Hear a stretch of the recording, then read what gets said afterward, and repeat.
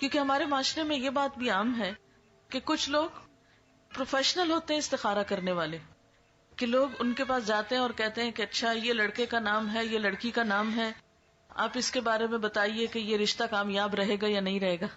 اب آپ دیکھیے کہ ایک تیسرے شخص کو کہاں سے پتا چل گیا، اس کے پاس کون سا سورس ہے یہ جاننے کا کہ اس نے کل کے فیوچر میں جھانک کے دیکھ لیا آج یہ رشتہ کامیاب ہوگا یا نہیں ہوگا.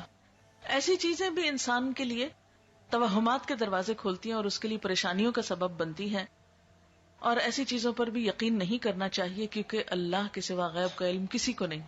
اچھا، پھر بعض لوگ یہ کہتے ہیں کہ کسی اور کو کہتے ہیں کہ تم میرے لیے استخارہ کر کے دو. اب آپ دیکھیے استخارے کی دعا میں لکھا ہے یا اللہ اگر یہ بات میرے لیے اچھی ہے تو کر دے. اب اگر کوئی آپ کے لیے استخارہ کر رہا ہے تو وہ کیا پڑھے گا کہ میرے لیے اچھی ہے تو کر دے، یا زیادہ زیادہ یہ کہے گا یا اللہ اس کے لیے اگر اچھی ہے تو کر دے. اچھا، بعض لوگ استخارے کے ساتھ خواب کو لازم کر دیتے ہیں. وہ کہتے ہیں استخارہ اور خواب لازم و ملزوم چیز ہے. اکثر لوگوں کو کہا جاتا ہے استخارہ کر لیں تو پھر وہ کہتے ہیں اتنے دن استخارہ کیا ہمیں تو کوئی خواب نہیں آیا ابھی تک. ہمیں بہت سے لوگ اس پہ پریشان ہوتے رہتے ہیں، ہمیں نہیں سمجھ آتی، کوئی خواب نہیں آیا ابھی تک ہمیں. یاد رکھیے کہ قرآن اور سنت کی روشنی میں استخارے کے لیے خواب کا آنا کوئی ضروری نہیں ہے. وہ سمپلی کیا ہے، ایک دعا ہے، یا اللہ اگر یہ کام اچھا تو مبارک ہو جائے، آسان ہو، نہیں اچھا تو اس کو ہٹا دے، دور کر دے مجھ سے. اگر آپ کی دعا قبول ہو گئی تو اس کام میں اگر بہتری ہوئی تو ہو جائے گا، اور اگر ہو گیا تو وہ مبارک ثابت ہو گیا، اور اگر بہتری نہیں تو وہ بات بن ہی نہیں پائے گی. تو استخارہ نہ تو نکالا جاتا ہے اور نہ ہی نکلوایا جاتا ہے، استخارہ تو کیا جاتا ہے. اور استخارے کا مطلب کیا ہوتا ہے؟ خیر کی دعا مانگنا. ہمارے ہاں اس کا کانسیپٹ کیا ہے کہ ہم یہ سمجھتے ہیں کہ شاید استخارہ غیب کا علم جاننے کا نام ہے. اس کو ہم نے ایک طرح کی فال بنا لیا ہے، جبکہ فال لینا بھی اسلام میں پسندیدہ نہیں ہے، کیونکہ غیب کا علم تو اللہ کے سوا کسی اور کو ہے ہی نہیں. کل کیا ہونے والا ہے یہ کسی کو نہیں پتا. کوئی شخص بھی جو یہ غیب دانی کا دعویٰ کرے یا اس قسم کی کوئی بھی باتیں کرے وہ ہمارے دین میں پسندیدہ نہیں. اسی لیے ہمیں کسی نجومی کے پاس جانے سے منع کیا ہے، ہاتھ دکھانے سے منع کیا ہے، چھپی باتیں معلوم کرانے سے اور ذائچے بنوانے سے منع کیا گیا ہے، کیونکہ یہ ساری چیزیں انسان کے لیے نقصان دہ ہوتی. انسان توہمات کا شکار ہو جاتا ہے، انسان کوئی ڈیسیژن نہیں لے پاتا. اسی لیے ہمارے دین میں ایسی کوئی چیز نہیں کہ کالی بلی آگے نظر آ گئی راستے میں تو یہ منحوس ہے، یا کوا بول پڑا تو کوئی آ جائے گا، یا جوتی الٹ گئی تو کچھ ہو جائے گا. یہ چھوٹی چھوٹی چیزیں جو ہمارے معاشرے میں ہر کلچر میں کچھ نہ کچھ ایسی باتیں عام ہوتی ہیں کہ صبح سویرے اگر فلاں شخص سے ملاقات ہو گئی تو یہ میرے لیے اچھا نہیں. ہمارے دین میں کیا ہے کہ ہر خیر اور شر کا مالک اللہ ہے. کوئی کسی کو نقصان نہیں دے سکتا جب تک اللہ نہ چاہے، کوئی کسی کو فائدہ نہیں پہنچا سکتا جب تک کہ اللہ نہ چاہے. اس لیے ایک مومن جو ہوتا ہے وہ لوکانیات پہ، یعنی کاش یہ ہوتا، کاش وہ ہوتا، وہ اس پر اعتماد نہیں کرتا، اور نہ اس کی زندگی میں کاش ہوتا ہے. اور بہت زیادہ کاش کہنے سے بھی منع کیا گیا ہے کیونکہ یہ شیطان کا دروازہ کھول دیتا ہے. یعنی شیطان کو انسان کے دل میں وسوسے ڈالنے کا موقع مل جاتا ہے، انسان کے دلوں میں حسرتیں پیدا کرتا ہے. اب بعض اوقات ایسا ہوتا ہے نا کہ کوئی عزیز رشتہ دار گھر سے نکلتا ہے، اچانک کوئی ایکسیڈنٹ ہو جاتا ہے تو عموماً لوگ کہتے ہیں کاش آج وہ جاتا ہی نہ، کاش وہ آج ایسا نہ کرتا تو ایسا نہ ہوتا. تو بات یہ ہے کہ کاش کی وجہ سے کوئی چیز ٹلتی نہیں. تقدیر کے اوپر ایمان ضروری ہے، اور تقدیر پر ایمان لانے والا مطمئن ہو جاتا ہے، پرسکون ہو جاتا ہے، خوش رہتا ہے. کیونکہ اگر ہم تقدیر پر ایمان نہیں بھی رکھتے تو بھی آپ دیکھیں کہ اللہ کے فیصلوں کو ہم ٹال نہیں سکتے، ہم اس میں تبدیلی نہیں کر سکتے. اس لیے استخارہ غیب جاننے کا ذریعہ نہیں ہوتا. اس کا مسنون طریقہ کیا ہے؟ استخارہ کس طرح کرنا چاہیے؟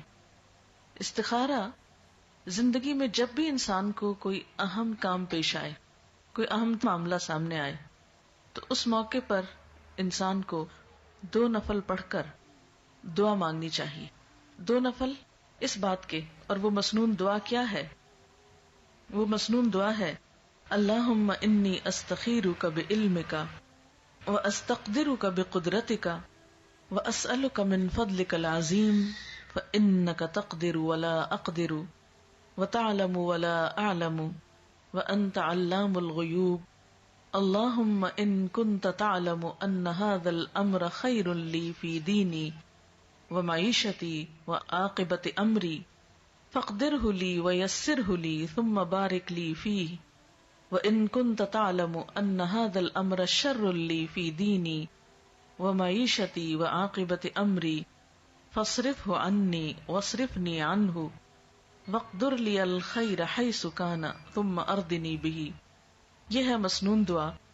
اس کے بارے میں حدیث پاک میں آتا ہے، حضرت جابر رضی اللہ تعالی عنہ کا بیان ہے کہ نبی صلی اللہ علیہ وسلم جس طرح ہمیں قرآن پڑھایا کرتے تھے اسی طرح ہر کام میں استخارہ کرنے کی بھی تعلیم دیتے تھے. فرماتے جب تم میں سے کوئی کسی اہم معاملے میں فکر مند ہو تو 2 رکعت نفل پڑھے اور پھر یہ دعا پڑھے.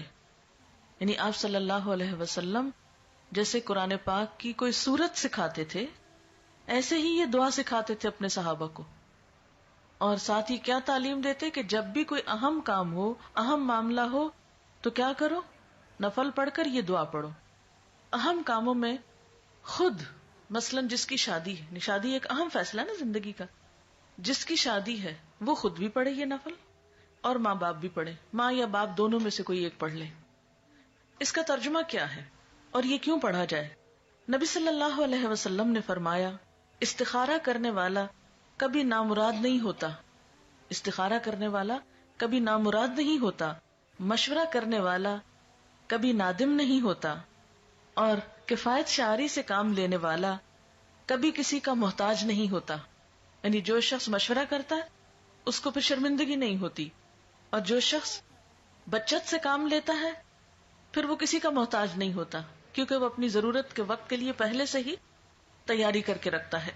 اور اللہ تعالیٰ سے استخارہ کرنا یعنی ایک طرح سے مشورہ کرنا بھی ہے اور خیر کی دعا مانگنا بھی ہے. یہ انسان کے لیے ایک سعادت کی بات ہے کہ وہ کسی اہم معاملے میں اپنے رب سے مشورہ کر رہا ہے اور پھر اس کے فیصلے پر راضی ہے. اور آپ جانتے ہیں کہ تقدیر پر راضی ہونا جو ہے، تقدیر پر راضی ہونا یہ ایمان کا حصہ ہے. جب ہم استخارہ کرتے ہیں اور اس کی دعا پڑھتے ہیں تو اس کا مطلب کیا ہے؟ دعا کا ترجمے سے ہی آپ کو پتہ چل جائے گا. ترجمہ ہے خدایا میں تجھ سے تیرے علم کے واسطے سے خیر کا طلبگار ہوں، تیری قدرت کے ذریعے تجھ سے تیرے عظیم فضل کا سوال کرتا ہوں، اس لیے کہ تو قدرت والا ہے اور مجھے ذرا قدرت نہیں، تو علم والا ہے مجھے علم نہیں، تو غیب کی ساری باتوں کو خوب جانتا ہے. خدایا اگر تیرے علم میں یہ کام میرے لیے بہتر ہے میری دین اور دنیا کے لحاظ سے اور انجام کے لحاظ سے تو میرے لیے اسے مقدر کر دے.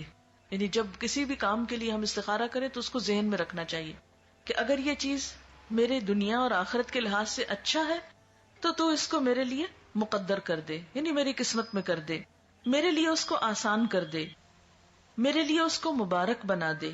اور اگر تیرے علم میں یہ کام میرے لیے برا ہے میرے دین اور دنیا کے لحاظ سے اور انجام کے لحاظ سے تو اس کام کو مجھ سے دور رکھ اور مجھے اس سے بچا کے رکھ اور میرے لیے خیر اور بھلائی مقدر کر دے جہاں کہیں بھی ہو، پھر مجھے اس پہ راضی بھی کر دے. کتنی خوبصورت دعا ہے. یہ ہے دراصل استخارہ کہ اللہ اگر تو یہ چیز میرے حق میں اچھی ہے تو اس کو آسان کر کے مبارک کر دے، اور اگر اچھی نہیں تو اسے ہٹا دے مجھ سے اور مجھے اس سے ہٹا دے. اب آپ سوچئے کہ اس استخارے کی دعا کا نتیجہ کیا ہونا چاہیے؟ یہی نا کہ یا تو کام ہو جائے یا پھر نہ ہو. اگر ہو جائے تو پہلے سے ہی ہم نے دعا مانگ لی کہ یا اللہ اب یہ ہمارے لیے بہت اچھا ثابت ہو، اور اگر نہیں ہوتا تو بھی ہمیں اس پہ راضی ہو جانا چاہیے، تسلی ہونی چاہیے کہ اللہ کو منظور نہیں اور اس میں ضرور ہمارے لیے کوئی بہتری ہے کہ اس کام کے ہونے کا سبب نہیں بنا. اور اس طرح انسان جو بھی فیصلہ کرتا ہے اس پر نادم نہیں ہوتا، پشیمان نہیں ہوتا، بعد میں پچھتاتا نہیں. اگر کام کرنے کے بعد انسان سمجھتا ہے کہ بہت اچھا رہا، سب ٹھیک ہو گیا اور اچھا رہا، تو بھی کیا سمجھتا کہ یہ میرے رب نے مجھے عطا کیا ہے، اس کو کوئی تکبر نہیں آتا اس پر. اور اگر کام ہو جاتا ہے اور بعد میں دیکھتا کہ اس کا نتیجہ اچھا نہیں نکلا تو بھی اس میں ندامت نہیں ہوتی کہ میں نے تو اللہ سے دعا کی تھی، اگر پھر بھی ٹھیک نہیں ہوا تو اس میں بھی ضرور میرے لیے کوئی سبق ہوگا. کیونکہ قرآن پاک میں یہ بھی آتا ہے نا، عسیٰ ان تحبوا شیئا وَهُوَ شَرٌّ لَكُمْ وَعَسَىٰ أَن تَكْرَهُوا شَيْئًا وَهُوَ خَيْرٌ لَكُمْ. ہو سکتا ہے کہ ایک چیز تمہیں بہت پسند ہو اور وہی تمہارے لیے اچھی نہ ہو، اور یہ بھی ہو سکتا ہے کہ ایک چیز تمہیں بالکل اچھی نہ لگتی ہو، تمہارے دل کو نہ بھاتی ہو، اور اس میں تمہارے لیے بہت بڑی بھلائی ہو. اس لیے آپ صلی اللہ علیہ وسلم نے کیا فرمایا کہ استخارہ کرنے والا کبھی نامراد نہیں ہوتا. اچھا، اب آپ دیکھیے کہ جیسا کہ آپ صلی اللہ علیہ وسلم نے فرمایا ہے کہ خدا سے استخارہ کرنا اولاد آدم کے لیے سعادت کا باعث ہے.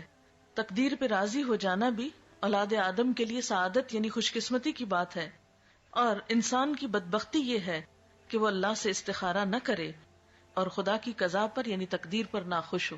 یہ بدبختی کی بات ہے. ہاں؟ اچھا، یہ ہے استخارے کی روح اور یہ ہے اس کی جسٹ. ویڈیو کے نیچے سبسکرائب کے بٹن پہ کلک کریں، بیل کے آئیکن پہ کلک کیجیے تاکہ ہر نئی ویڈیو کی نوٹیفکیشن